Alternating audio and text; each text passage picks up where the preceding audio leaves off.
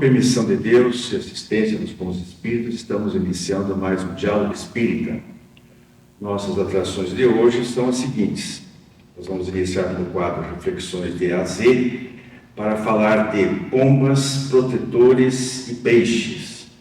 Como vocês veem, palavras iniciadas pela letra P. Na sequência, Oscar Veiga expõe sobre Deus e o infinito, no Fonte Allan Kardec. E nós voltamos para fechar o programa com as razões dos fatos, comentando sobre o voto do agora ex-ministro do Supremo Tribunal Federal, Luiz Roberto Barroso, sobre o aborto. A partir de agora, a realização da Associação de Divulgadores do Espiritismo do Paraná, Diálogo Espírita.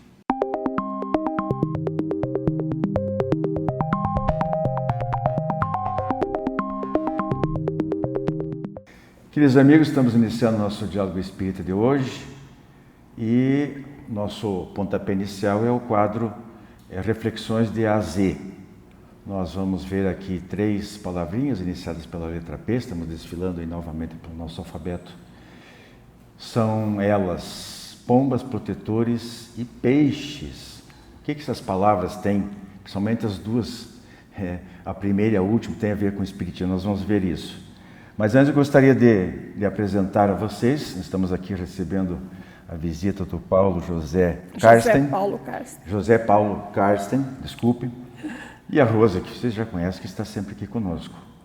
O Paulo, seja bem-vindo. Muito obrigado. Agradecemos aí por atender ao convite que foi da Rose, né? Sinta-se à vontade, o Diálogo Espírita está à sua disposição. Obrigado. Rose, começa contigo, né, Rose? Vamos lá. Pombas, o que tem a ver pombas? Pois é, com doutrina espírita, né? Tive que quebrar a cabeça para descobrir. A gente lembra da pomba como símbolo da paz, né? Podemos voltar até a Bíblia, lembrar, né, daqueles relatos antigos. Noé soltou um corvo que não voltou, ou que voltou e não trouxe nenhuma notícia da terra no dilúvio. Depois uma pomba que voltou com a notícia, né, com um galinho mostrando que a terra estava à vista ou perto, né, se tornando também, num certo sentido, um símbolo de sobrevivência, de esperança. Mas voltando para o Novo Testamento, mais à frente, o que nós encontramos a respeito do simbolismo ou da ideia da pomba? Eu achei muito interessante, de início até pensei que não tinha tanto a ver com doutrina. Aí fui olhar o relato do batismo de Jesus por João Batista e me lembrei que o povo judeu estava aguardando um Salvador guerreiro, que chefiasse as hostes, né, e matasse os romanos, libertasse através da guerra o povo de Israel. Mas quando ele foi batizado pelo João, que marcou o início da sua tarefa, ele teve a figura de uma pomba que aparentemente desceu sobre ele, simbolizando, né, a proteção divina. Esse simbolismo achei muito tocante, porque eles esperavam um guerreiro e, na verdade, no batismo dele por João, que marcava o início da sua missão, veio o símbolo da paz, mostrando que ele não era, né, não iria resgatar-nos através da guerra ou da violência. O que mais que nós temos?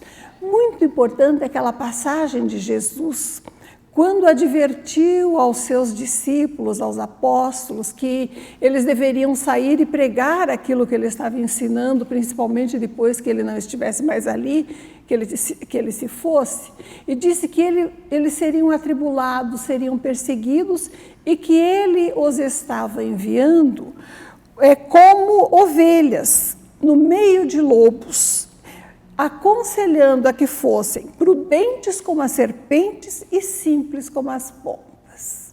Isso resume tudo, né, que nós podemos pensar a respeito desse simbolismo. O conselho de Jesus para que nós fôssemos não vigilantes, tivéssemos cuidado com as nossas atividades, tomássemos cautela com as armadilhas do mundo, mas que tivéssemos a mansuetude da pomba nas nossas reações. Esse símbolo, né, da pomba como a mansuetude, a paz, ele ressalta de todas as passagens evangélicas. O que a doutrina espírita nos ensina a respeito? Que nós devemos adotar a mansuetude, a abnegação, a resignação ativa como formas de conduta, combatendo o mal, mas não as pessoas más, procurando auxiliar para que elas também tenham as suas oportunidades de aprendizado, de esclarecimento. Então, o que o termo pomba, para minha interpretação, não é? Lembra? É isso, a mansuetude, a reação de não violência, a ideia de que seríamos atribulados, mas que nós reagiríamos como as pombas, embora tendo a astúcia da serpente. Muito bem. Prezado Paulo, protetores tem tudo a ver com a doutrina espírita, né? Sim. Os espíritos protetores. Aí lá eles fazem alguns comentários separando espíritos protetores, espíritos amigos, espíritos familiares. O que você podia trazer para nós aí de resumo nesse pouquinho tempo que a gente tem aí sobre esse assunto? Bom, em primeiro lugar, quero dizer que é um prazer estar aqui com vocês. Agradecer o convite. A palavra protetor tem um simbolismo e, evidentemente, que vai além, é quase, poderia dizer, um instituto do Espiritismo na figura do anjo protetor, do anjo guardião, o anjo da guarda, também comumente conhecido. Uma figura, um espírito, assim como nós, porém, num grau de evolução bastante superior ao nosso, que se incumbe, na maioria das vezes, de forma voluntária, por uma questão de afeto, por uma questão de afinidade, possivelmente por algumas questões que nos vinculam ao passado das nossas existências, a cuidar, a velar, a nos proteger aqui, desde o momento do nosso nascimento no mundo material, até muitas vezes depois do nosso desencarne. Esse espírito, ele vem, acredito que tenha o nome de protetor, a alcunha de protetor, muito pelo fato, isso é uma reflexão pessoal, de que na maioria das vezes ele veio para nos proteger de nós mesmos, nos orientando através da inspiração de bons pensamentos, principalmente naqueles momentos das tomadas de decisão mais difícil, naqueles momentos em que temos que decidir questões que fatalmente darão rumos distintos das nossas missões, das nossas provas, razões da nossa existência atual. O Allan Kardec, no Livro dos Espíritos, trata um rápido capítulo a respeito dos espíritos protetores, a partir da questão 491, e chamo a atenção do telespectador, se tiver um tempinho, leia a questão 495, os comentários de Santo Agostinho a respeito do anjo guardião, a respeito do anjo protetor, que não só traz uma excelente definição e, obviamente, muito mais aprofundado o conteúdo do que eu estou trazendo para vocês, mas tem um detalhe que eu acho que merece muita atenção. O espírito protetor, ele pode ser invocado quando achamos necessário ter a sua inspiração, a sua opinião. Nos momentos de dor, nos momentos de dúvida, está a todo momento ao nosso lado. Basta que nós nos coloquemos em oração e nos coloquemos à disposição para ouvir os seus bons ensinamentos através da intuição, e assim a gente tenha condições de escolher melhor aquilo que é importante para a nossa existência. É interessante ter tocado nesse assunto da evocação, porque no próximo programa, semana que vem, a gente vai ter uma questão, né, Rose? Nós vamos falar exatamente sobre evocação. Evocação dos mortos, obviamente que nós sabemos que esses espíritos protetores, né, são espíritos superiores, mas também trilharam o caminho evolutivo, digamos assim, foram criados por Deus, simples e ignorantes como todos nós. Só que eles já estão na vanguarda, né? Já fizeram aquilo que nós estamos ainda aprendendo aqui. É bom também observar, né, Paulo, que os espíritos protetores não quer dizer que sejam assim também espíritos puros, perfeitos.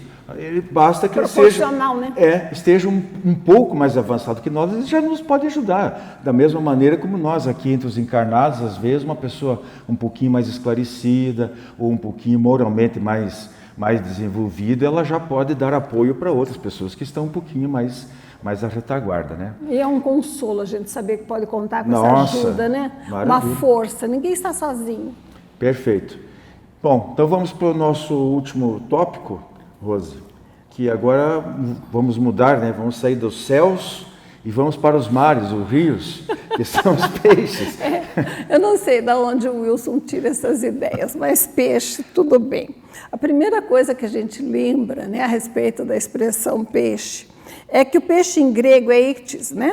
As letras formam uma sigla, que significa Jesus Christus Theo e Huios Soter, que significa Jesus Cristo, Filho de Deus, Salvador. Então, a primeira ideia, né, do peixe é o nome que se atribuía, né, a Jesus, o título que se lhe atribuía.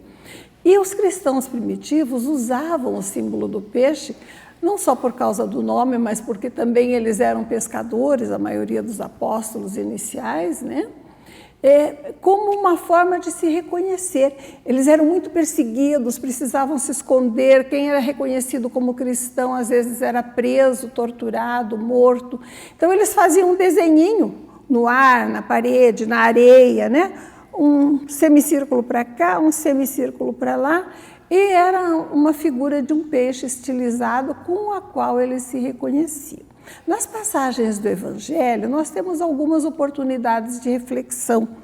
Jesus disse a Pedro, né, que o faria pescador de homens, significando que a tarefa dele estava além da pesca pura e simples dos peixes, mas que ele, a partir dali, lançaria a rede dos conhecimentos cristãos para orientar a humanidade, tornando as pessoas, né, cativas desse conhecimento e orientadas em determinadas direções de acordo com os ensinamentos de Jesus. A ideia do peixe também nos remete àquela passagem evangélica em que Jesus pregava no monte para milhares de pessoas. E chegou o fim do dia e as pessoas estavam sem provisões, com fome. E os discípulos foram procurar Jesus e disseram: Senhor, temos que despedir a multidão, eles precisam ir atrás de recursos. E Jesus disse: dai-lhes vós de comer.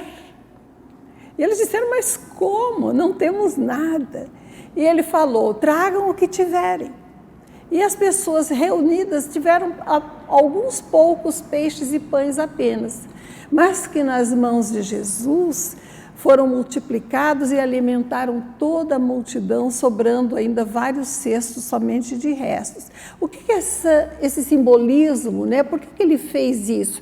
Não foi apenas para que as pessoas tivessem ali o alimento material, foi para que nós soubéssemos que com um pão e um peixe, da nossa boa vontade, com a nossa contribuição, ele poderia fazer aquilo que eles acreditavam ser um milagre, mas que era um fenômeno de multiplicação que saciava a multidão.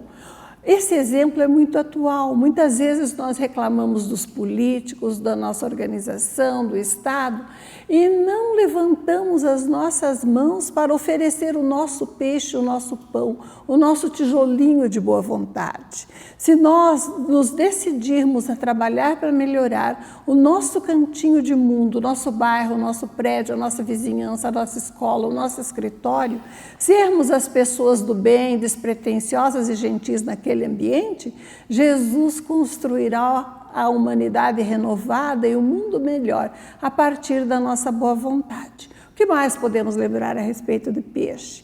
Peixe, apesar do que dizem sobre a sua inteligência, é um animalzinho esperto. Ele passa a maior parte do dia fora da correnteza, mas quando é preciso, ele vence toda a correnteza em busca das suas necessidades ou da procriação ou em busca da sua alimentação. Poupa as suas forças para os momentos necessários. É um simbolismo que também tem muito a ver conosco. Vamos lutar pelas coisas que compensam, gastar o nosso esforço naquilo que é necessário e nos pouparmos os desgastes necessários das conquistas que são temporárias, que não acrescentam a nossa construção espiritual. Pois é, Rose, Paulo, é interessante, eu não sei, eu fui dar uma pesquisadinha e fiquei sabendo que, eu não sabia disso, não sei se vocês já tinham ouvido falar que, na verdade, o que eles chamam de milagre da multiplicação dos pães e peixes foram em 2 ocasiões. É mesmo? Eu também não sabia. Sabia disso? Também não sabia. Pois é. Diz que na primeira vez, diz que é relatado pelos 4 evangelistas, que é aquela famosa que foi para 5.000 homens, mais as mulheres e crianças. E teve uma segunda vez que é relatado só por Marcos e Mateus, que foram mais 4.000. Mais 4.000 homens. Impossível não é, porque você veja em bodas do Canaã, Maria sabia que ele sabia multiplicar as coisas, né? Porque ela falou para ele transformar água em vinho, quer dizer que o azeite e o trigo na casa dela, ele já devia ter feito alguma coisa. Eu acho que o resumo que fica disso aí, né, é a capacidade da multiplicação do amor, né? Que o amor que se multiplica, ele tem uma força de expansão extraordinária quando a gente utiliza ela em todas as suas potencialidades, né? Bom, nós ficamos por aqui, vamos para os quadros seguintes do programa de hoje. Até mais.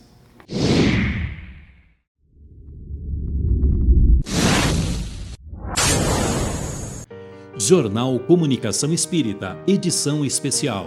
Na matéria de capa e no editorial, os 30 anos da AD Paraná. Em palavras dos espíritos e dos espíritas, perispírito e o corpo mental. Em perguntas e respostas, excesso do mal, as encarnações passadas e os santos. E ainda em livros que eu recomendo, Materializações Luminosas. Jornal Comunicação Espírita, assine e recomende.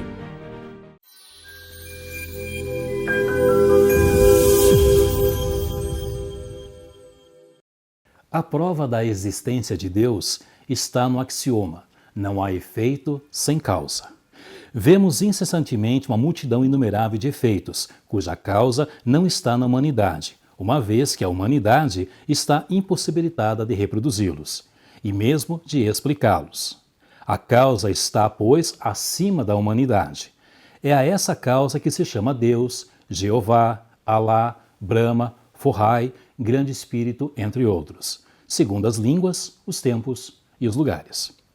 Esses efeitos, de nenhum modo, não se produzem ao acaso, fortuitamente e sem ordem. Desde a organização do menor inseto e do maior grão, até a lei que rege os mundos circulando no espaço, tudo atesta um pensamento, uma combinação, uma previdência, uma solicitude que ultrapassam todas as concepções humanas. Esta causa é, pois, soberanamente inteligente. Deus é eterno. Se tivesse tido um começo, alguma coisa teria existido antes dele, teria saído do nada ou bem teria sido criado ele mesmo por um ser anterior. Assim é que de passo a passo remontamos ao infinito na eternidade. Deus é imutável. Se estivesse sujeito a mudanças, as leis que regem o universo não teriam nenhuma estabilidade. É imaterial. Quer dizer que a sua natureza difere de tudo o que chamamos matéria. De outro modo, estaria sujeito às flutuações e às transformações da matéria e não seria imutável. É único. Se houvesse vários deuses, teria várias vontades, e desde então não teria uma unidade de vistas, nem unidade de poder na ordenação do universo. É onipotente porque é único. Se não tivesse o soberano poder, haveria alguma coisa mais poderosa do que ele. Não teria feito todas as coisas, e as que não tivesse feito seriam obra de um outro Deus. É soberanamente justo e bom. A sabedoria providencial das leis divinas se revela nas menores coisas como nas maiores, e essa sabedoria não permite duvidar nem da sua justiça, nem da sua bondade. Supondo-se imperfeito um só dos atributos de Deus, se diminui a menor parcela da eternidade, da imutabilidade, da imaterialidade, da unidade, da onipotência, da justiça e da bondade de Deus, pode-se supor um outro ser possuindo o que lhe faltaria a esse ser, mais perfeito do que ele, então seria Deus. Como acabamos de ver, no capítulo 1 do livro Obras Póstumas, Profissão de Fé Espírita Raciocinada a Deus, temos os principais atributos de Deus, devidamente explicados.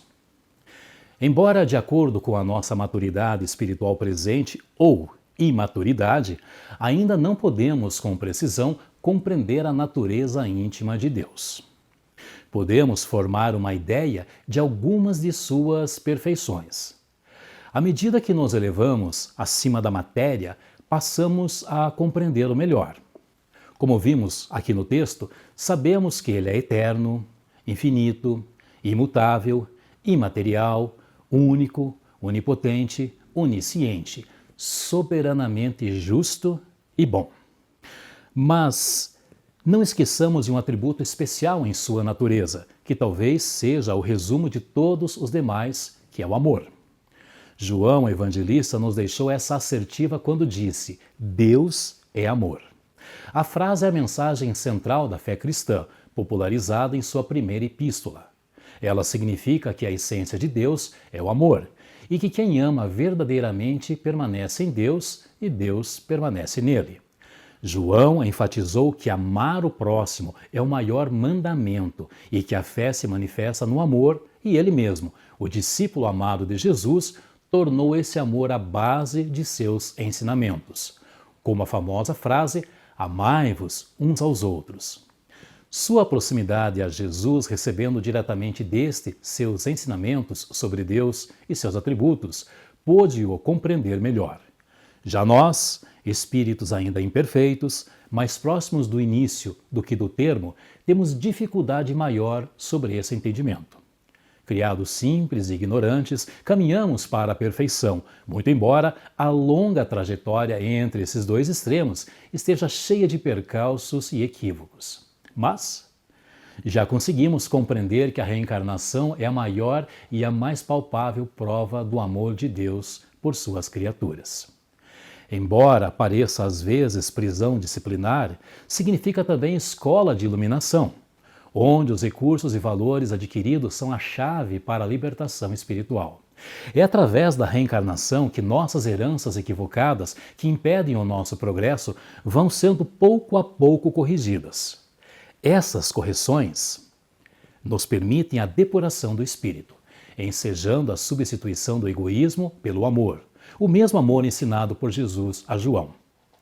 Amar a Deus sobre todas as coisas e ao nosso irmão como a nós mesmos. Queridos amigos, o Fonte Allan Kardec de hoje teve como inspiração a matéria publicada na Revista Internacional do Espiritismo com o título Deus e o Infinito, de março de 2024. Agradecemos a presença de todos e convidamos para novamente estar conosco no próximo Fonte Allan Kardec. Visite nosso canal no YouTube e confira nosso acervo de programas, debates, entrevistas, o diálogo aberto na visão espírita. Programa Diálogo Espírita, ADEPR no YouTube.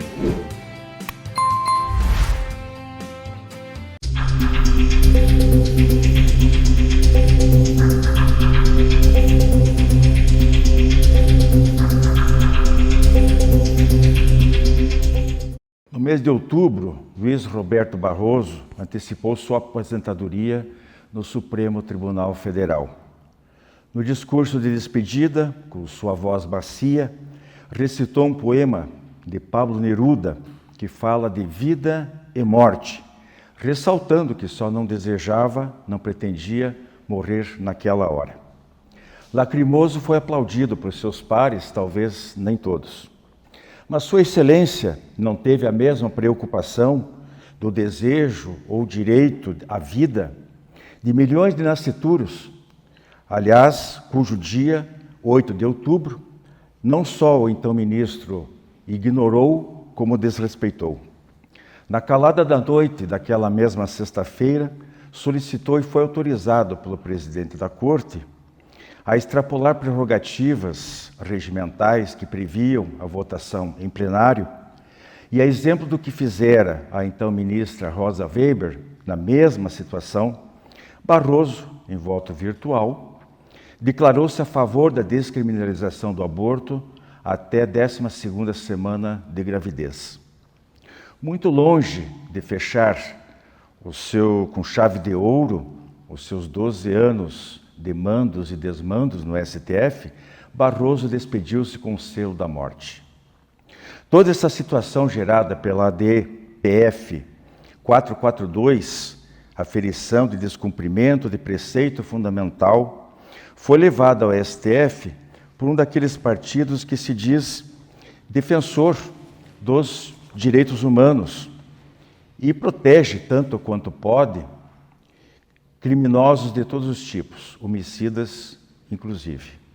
Mas não pestaneja em exigir o sacrifício da vida de seres indefesos, cruelmente arrancados do ventre de suas mães, por assistolia, prática proibida até pelo Conselho Federal de Veterinária. Um articulista de um jornal aqui de Curitiba, após o voto de Barroso, disse que o inferno estava em festa. Nós só não assinamos embaixo porque não acreditamos na existência literal do inferno. Médicos e hospitais têm sido denunciados, demitidos e até processados por se negarem a provocar o fetocídio em qualquer época da gestação para os casos de estupro, ainda que atentando contra o seu direito de livre manifestação da consciência. Então, o que nos resta fazer? Mais dia, menos dia, os outros ministros do STF votarão. E como já deixaram saber, em sua maioria, somarão seus votos aos 2 já estabelecidos. Nós temos que estar preparados para orientar, educar, conscientizar, para que as pessoas, sim, homens e mulheres, não só estas, não se deixem sucumbir pela tentação de uma suposta solução mais fácil, mais simples. E que a ala progressista, que de progresso não tem nada, chama de direito reprodutivo da mulher ou questão de saúde pública, pagos esses tratamentos supostos terapêuticos com o dinheiro de impostos de todos nós. Mas eu digo somente uma coisa, para alguém, se alguém aí concorda e principalmente de algum modo participa, incentiva, ajuda a prática do aborto, a estes lamento informar que terão muitos, mas muitos problemas no futuro. Mesmo que não acreditem em vida futura, mesmo que não acreditem na lei de causa e efeito, Deus não pede permissão a ninguém para criar as suas leis. Percebam que eu estou até, de certa forma, isentando de culpa quem, por desinformação, por pressão social, familiar ou condições econômicas, por uma situação de desespero, busca o aborto. Mas falo dos que agem com frieza e desprezo pela vida humana, que se movem por ideologias perniciosas. Então estes, esqueçam de Jesus, nós estamos aí próximo de Natal, nem falem de Jesus, porque ele diz que devíamos nos amar uns aos outros e que devíamos fazer ao próximo tudo aquilo que quiséssemos que os outros nos fizessem. E você, defensor e promotor do aborto, quando precisar de um socorro para um filho doente ou para a resolução de algum outro problema qualquer grave em sua vida, não se decepcione se a sua voz não for ouvida por Deus, porque Ele é bondade, é amor, é misericórdia, mas também é justiça. Finalizo aqui com 2 frases, uma de um ex-presidente norte-americano e outra de Madre Teresa de Calcutá. Disse, ironicamente, Ronald Reagan, me surpreende ver que todos que são a favor do aborto já nasceram. Já a madre assim se expressou, qualquer país que aceita o aborto não está ensinando o seu povo a amar, mas a usar de qualquer violência para conseguir o que quer. É por isso que o maior destruidor do amor e da paz é o aborto. Boa semana a todos.